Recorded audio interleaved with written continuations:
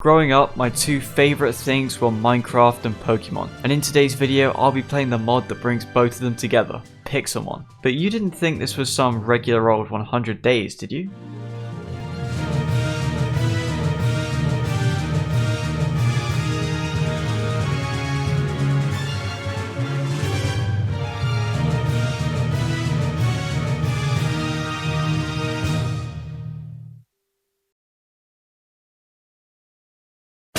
So like any Pokemon journey, mine begins with choosing a starter. I ended up going with Charmander cause I'm unoriginal. I'm playing on this Smash MC Pixelmon server, and the server IP and a video on how to install Pixelmon is in the description below. There's also some really cool features like a dedicated training area to max out your Pokemon and the war zone, which we'll get into later. I spent the entire day running around spawn grabbing a bunch of free items from these Pokestops. Day 2 I used the /RTP command to teleport to a random location. I decided to pick a fight with this rat because I can. Then it destroyed me and I ran away from a rat. Thankfully, the server gives you some rare candies to start, which I fed to my Charmander to level him up. And on day 2 I already had myself a Charizard, and my man can fly. I was soaring through the skies until I soared to my death. I then did some more exploring and found a raid den. You and 3 others take on one super strong Pokemon. The rewards from this are usually really good. I then did /RTP and got sent into some cave. Thanks Pixelmon, really useful.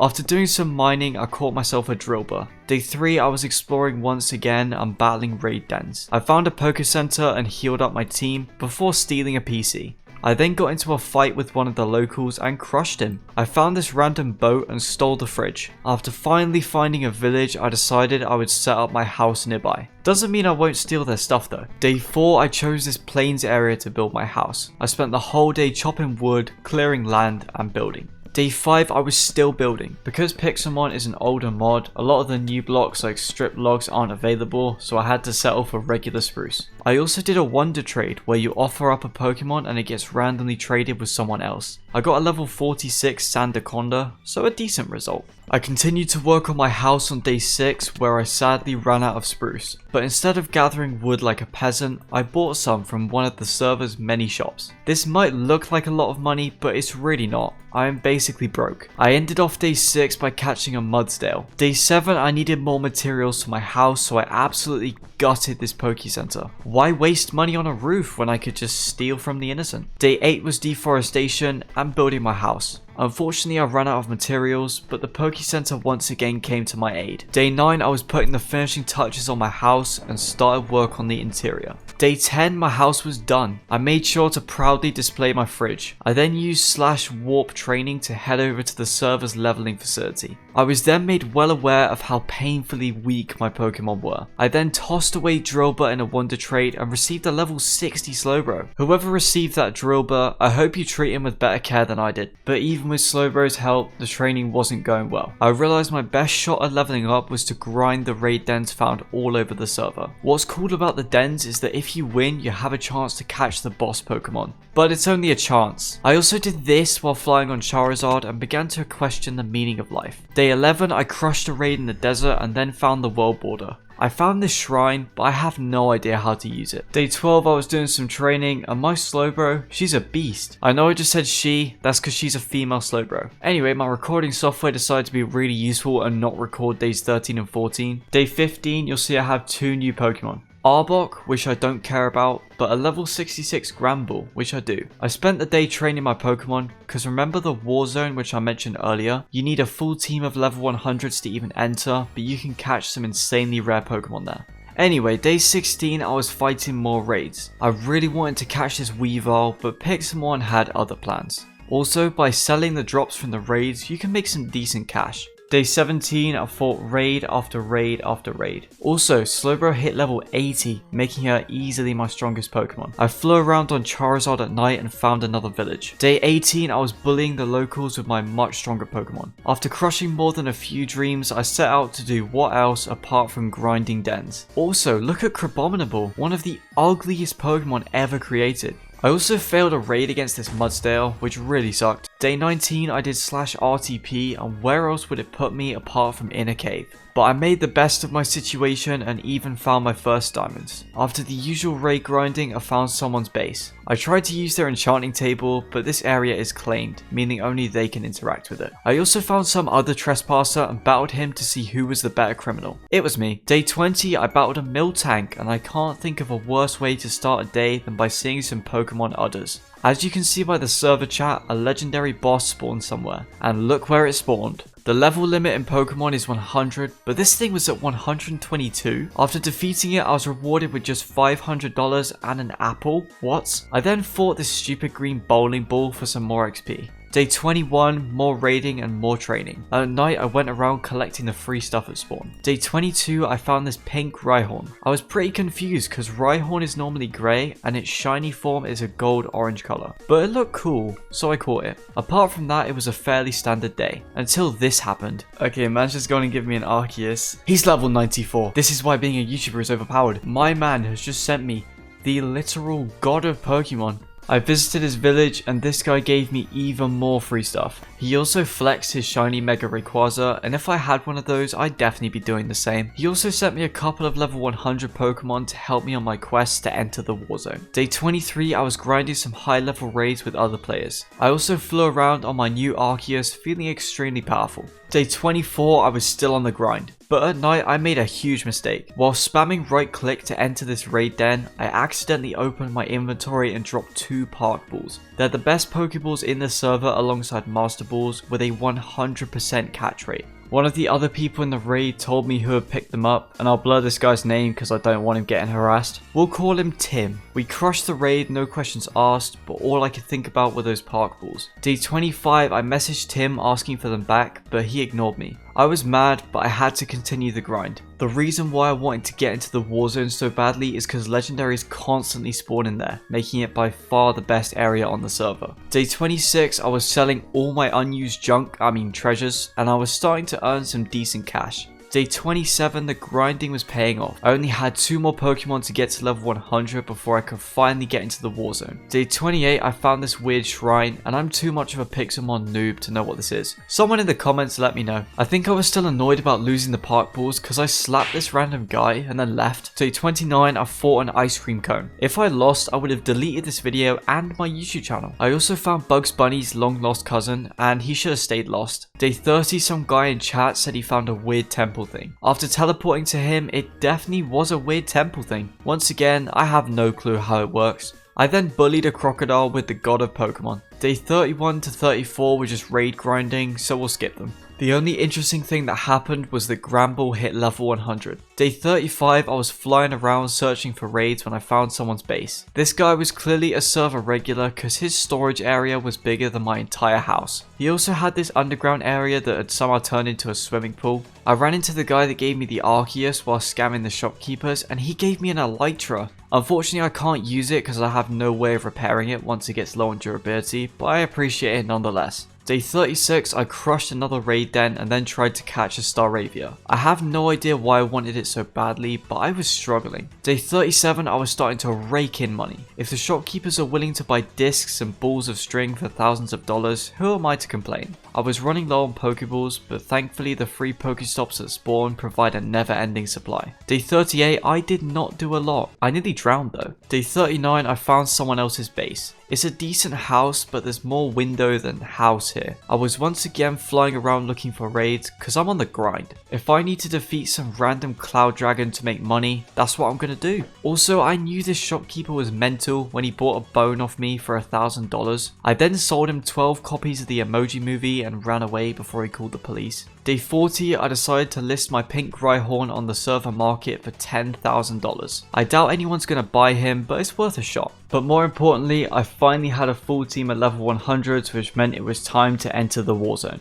But there's something I didn't tell you about. The Warzone has a catch. Anyone else in here can force you into a battle with them, and the winner steals one of the loser's Pokemon. Within the first minute, I found my first legendary, a Regidrago. While I was trying to catch this Blaziken, 2 players came up to me. Because I was already in a battle, they couldn't challenge me, which made them a little bit upset. Luckily they got bored and left me alone. After that I didn't find any more legendaries, but I was just grateful to escape the warzone with my team still intact. Day 41 I entered the warzone again and began searching. While I run around, I'll explain why my team is so weird. I have what's known as a throw team, which is a team full of random level 100s that you don't care about. This means you don't have to worry about the consequences of losing, because if one Pokemon gets stolen, it's not a problem. However, this also means you're basically guaranteed to lose if anyone challenges you, and you'll get kicked out of the warzone. Unfortunately, this exact scenario happened only minutes later. My team got destroyed and I got booted from the warzone. But I had enough money to re-enter and caught myself a legendary Moltres. Day 42 I was still in the warzone, trying to stick to the outskirts so that I could escape safely with my new Moltres. Thankfully, my strategy worked. This Pokemon genuinely looks amazing. Day 43 I headed back into the warzone. I spotted a player in the distance and he immediately started chasing me. I ran as best I could, but he caught up and forced me into a battle. He had a full team of legendaries, but my throw team did surprisingly well. Granbull straight up one-shot his Moltres and my Pokemon were able to take out several more of his. I lost, but I didn't really care too much until this guy stole my Granbull. I suddenly realized I cared about that Granbull. Filled with anger, I headed back into the warzone for a rematch, only this time I had Arceus. Day 44 I couldn't find the guy that stole my Granbull, but as I was about to leave the warzone someone else challenged me. I fought with all I had, taking out 4 of his Pokemon, but even the best team I had was horribly weak. I lost, and what else would he steal but my Arceus? Not only had I lost my partner Granbull, I had lost the strongest Pokemon in the game. I wandered the streets of the nearby village, my mind empty. And then I broke a window for some reason. But there was hope. With a few cheeky messages, I was able to convince the first guy to send me back my Granbull. Day 45 I knew what I had to do. All this time I'd been coasting along, hiding in the warzone, just trying to scavenge whatever I could. That was no longer an option. I had to assemble a team strong enough to stop any of my Pokemon from ever being stolen again. I headed over to the server's other training area. I'm not going to bore you guys with the ins and outs of Pokemon training, so I'll just keep it simple. The way it works is that if you defeat certain Pokemon, your Pokemon will increase in a specific stat. So by defeating these Obstagoon, for example, my Ferrothorn will become stronger in defense. Day 46 I was grinding raid dens. I was on the hunt for strong Pokemon to add to my team because my current options were fairly limited. Day 47 was more of the same, and so was day 48. Day 49 I sold the usual junk to the shopkeepers and then did some level up training. My new team has to be at level 100 or it won't be allowed in the warzone. Day 50 I was still in the training area. I've said training way too many times and we're only at day 50. Day 51 I made a return to the warzone with a throw team. I just didn't have enough good Pokemon to make a viable team yet. My luck for legendaries was like my girlfriend. Non-existent. I did manage to find myself a Salamence, and while it isn't legendary, it's a decent dragon type with good bulk and offensive power. Day 52, I was just minding my own business in the warzone when some rabid child chased me around for 3 minutes to force me into a Pokemon battle. I lost, and that's becoming a common theme in this video. We're now on day 53, I'm bankrupt after spending my entire net worth on warzone trips. I had to spend the next few days grinding raid dens in order to get cash. Day 55, I'm running around the server like a complete idiot. Some guy wanted to play hide and seek with the reward for finding him being a legendary Pokemon. I didn't win, and that crushed my soul more than I'd like to admit. Day 56, I was back on the Warzone grind. By playing on the Pokesmash server at 12 PM when most of the other players are at school, I had the Warzone all to myself. I found a Mewtwo, a Pokemon that rivals Arceus in strength, and not long after that, I found the Ultra Beast Guzzlord. Day 57, my luck just kept going. I found a Groudon, yet another legendary Pokemon that would be insanely useful on my team. Day 58 and 59 were fairly uneventful, I only found a single Ultra Beast, but day 60 was absolutely mental. In one 10-minute Warzone trip, I caught another Groudon, a Xerneas, and a Zacian, and then Tim showed up in chat. I confronted him about what had happened a few days ago, and he straight up admitted to it, but Tim immediately went to the back of my mind when I found the mythical Pokemon Mew. While it's by no means a good Pokemon for battling, it's insanely rare and valuable. And then I found a shiny Chespin. I should start buying lottery tickets. Day 61, I ran around the Warzone like an Olympic athlete, and in return found nothing. But day 62 was a beautiful day. The server was hosting a tournament, so I joined. You and your opponent are given random teams and compete for a rare crate key. And guess who I was fighting? They say revenge is a dish best served cold, and I am more than delivered.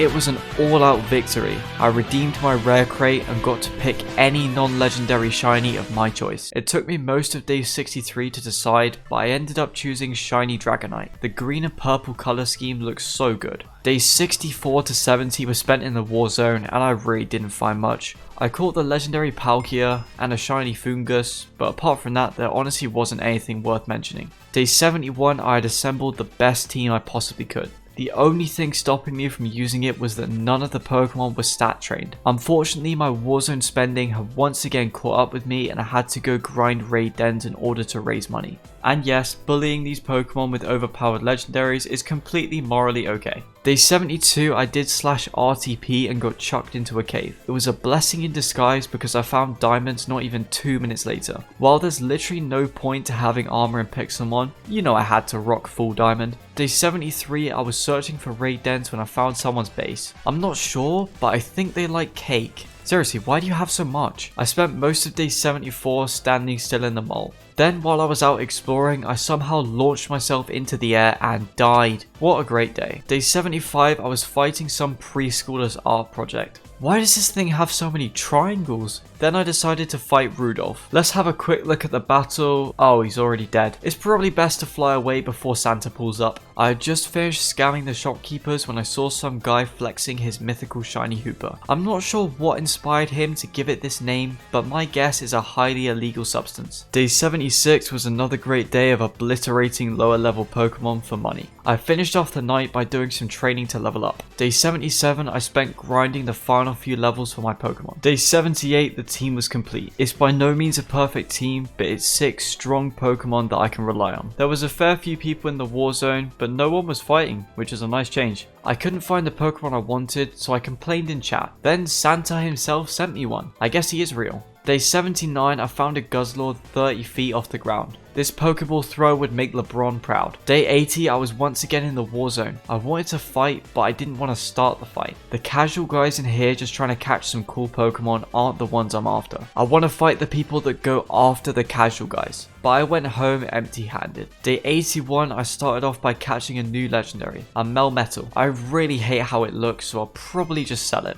Also, this clip gives a good look at just how massive the Warzone really is. Day 82, I discovered the most broken strategy for finding good Pokemon. If I just waited in the center of the Warzone, Pokemon would start spawning all around me. A mythical Victini spawned and I found it not even 10 seconds later. I also found a shiny Sceptile, which is awesome. Day 83, I'm standing still. This might be a good way to farm legendaries, but it's not exactly good content. You know what is good content though? Bankruptcy! 10 minutes in the Warzone costs over $4,000, so it's not surprising that my money ran dry. And to raise money, I did the completely normal thing. I was fighting a butterfly with a red dinosaur. And Charles. And Buff Man. What are these names, bro? Like, I don't get it. Day 85, I was exploring the server. There's a lot of areas I just teleport to, so I've never actually seen what they look like from the outside. Also, if any of the staff from Pokesmash are watching the video, this lamp is missing a trapdoor and it's making me really angry. Day 86, I logged onto the server and saw that I'd made money. No one had bought Melmetal and I'm really not surprised. I then spent the entire day in the Warzone.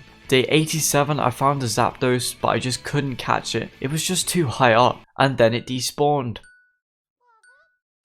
But I did find a legendary Lunala only a few minutes later, and I was at peace. I was happy, until this happened, and then I doubted my entire existence. Day 88 seemed like a regular day. At night I was watching some other guys battle when, I'm not saying that name, challenged me to a battle. This was my chance to show that all my training had been worth it. Groudon quickly took out his Gardevoir, his first Pokemon. An Ice Beam from Mewtwo took care of his Hawlucha, but then he sent out Durant, a Steel and Bug type. It took out both Mewtwo and Groudon, leaving us both at 4 Pokemon. I sent out Salamence, and after exchanging moves, both Pokemon were at half health. It all came down to the next attack.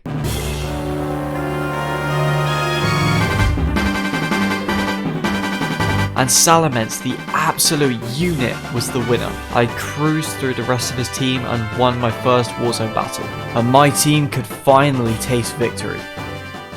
Right, cool moment over, back to the grind. Day 89, I was catching legendaries in the Warzone like usual. What I'd love to know is why there's a Pokemon based off a nose. Then it did this, which was a little bit creepy. From days 90 to 92, I was just grinding Warzone and I basically found nothing of value. Day 93, I was eating Oreos when this guy came sprinting in to fight me. It was Shade, one of the strongest players on the server. My team put up a good fight, but his was far stronger than mine. I managed to take out a few of his Pokemon, but I knew it was a losing battle. He stole my Groudon, one of the best Pokemon I had. This man also tried to charge me $80,000 to buy it back. I realized if I wanted to stand a chance against players like Shade, my team had to be rebuilt. Of course, with new Pokemon comes training, which is what I spent the next few days doing, and also spending an absolute fortune on buying new moves. Day 99, I was in the Warzone when Shade once again ran straight at me. I turned around and the fight began. This time, things were clearly different. I pushed his team down to just 2 Pokemon, but it still wasn't enough.